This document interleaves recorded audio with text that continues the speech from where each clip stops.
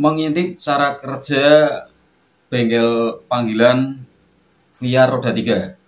Jika kita mengintip lalu dapat ilmunya, itu menguntungkan kita dan tidak akan kenapa-napa, karena itu tidak ada hubungannya dengan pidana atau apa ya, kan cuma mengintip ilmu. Nah, apalagi kalau kita belum bisa mendandani mesin via roda 3, belum lincah gitu ngedandaninya, baru sekedar bisa sedikit aja, bisa setengah bisa gitu, dan kita rumah kita di daerah pegunungan yang jalanannya naik turun dan sempit. Jika kita dapat mobil untuk disuruh narik, untuk disuruh menggeret pun dalam bahasa Jawa, itu pun susah. Udah susah jalanannya naik turun dan sempit, jauh dengan bengkel resmi VR-nya pula. Udah kita repot-repot menggeret atau menarik itunya pakai jasa mobil, kan ditarik pakai mobil, entah mobil pickup atau apa, itu kan jasa, kita harus bayar ke mobil tersebut, dan ditariknya jauh lagi. Udah jalanannya susah, naik turun sempit, udah gitu nariknya jauh sampai ke kota sono. Bagi Anda yang mungkin ekonominya pas-pasan dan punya kendaraan via roda 3, apalagi itu belinya bekas, lalu Anda jika sekiranya perbaikan atau pendandanan mesinnya jika rusak itu harus ke bengkel, dan ternyata kalau bengkel resminya itu jauh, lalu harus manggil bengkel panggilan dan ternyata bengkel panggilan lebih mahal. Yaitu alangkah baiknya mungkin Anda bisa mendandani itu sendiri dengan cara belajar. Belajarnya ya salah satunya jika manggil bengkel panggilan tersebut, Anda mengintip ilmunya itu.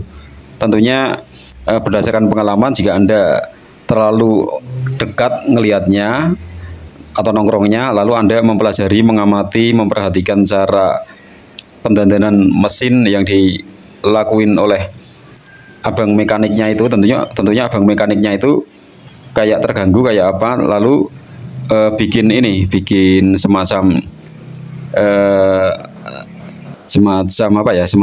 itu pura-pura nyuruh biar kitanya pergi menjauh, tidak memperhatikan itu, entah nyuruh beli minuman atau beli makanan atau beli apa, sehingga kita susah untuk memperhatikan cara kerjanya itu. Nah, tapi enggak kenapa-napa. Teruslah aja melakukan itu, pengintipan itu. Nanti toh lama-lama Anda juga akan bisa. Dan dengan cara dipadukan dengan cara ngelihat di YouTube juga.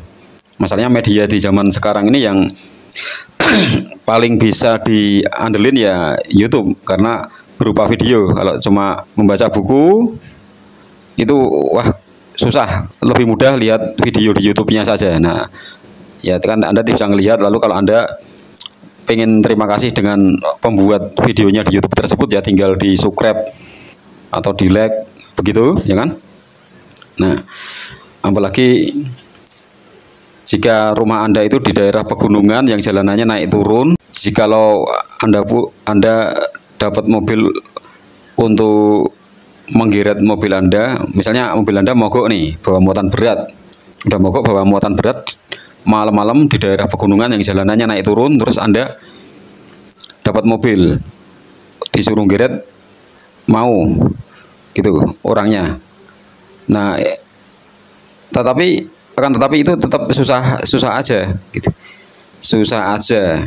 Tapi ya lebih baik begitu daripada tidak digeret terus Anda harus bermalam nginep di situ nungguin barang muatannya, kan repot juga. Digeret saja, nanti bayarnya tinggal negosiasi, pantasnya berapa gitulah. Tapi kalau yang jelas jalanannya naik turun tuh bisa lebih mahal, apalagi ditarik naik ya.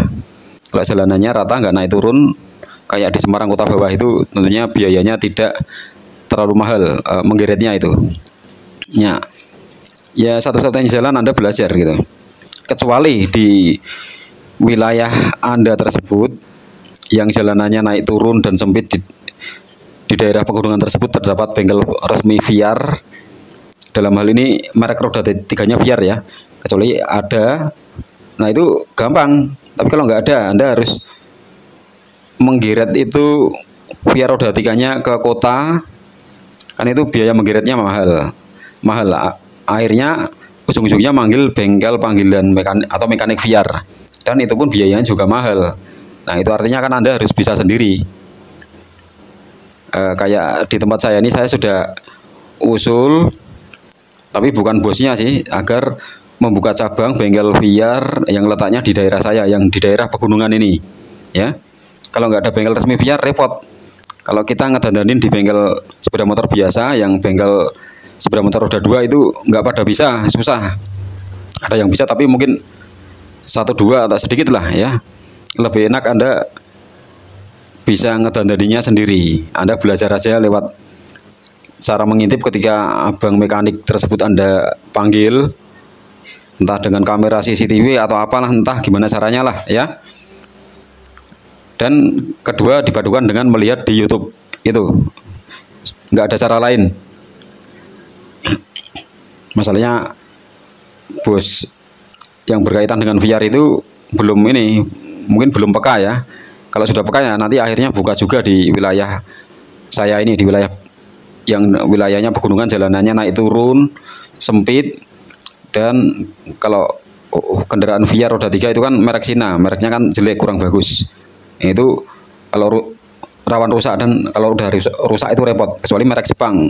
Tapi selama ini belum ada kendaraan VR roda 3 yang merek Jepang, misalnya merek Honda atau Yamaha. Kalau toh ada yang merek Cina itu seperti VR, seperti Jialing, seperti Nozomi, wah langsung jatuh itu, langsung pada nggak laku. Kalau toh laku nanti harganya murah gitu, karena kendaraan VR roda 3 yang merek Jepang sudah ada.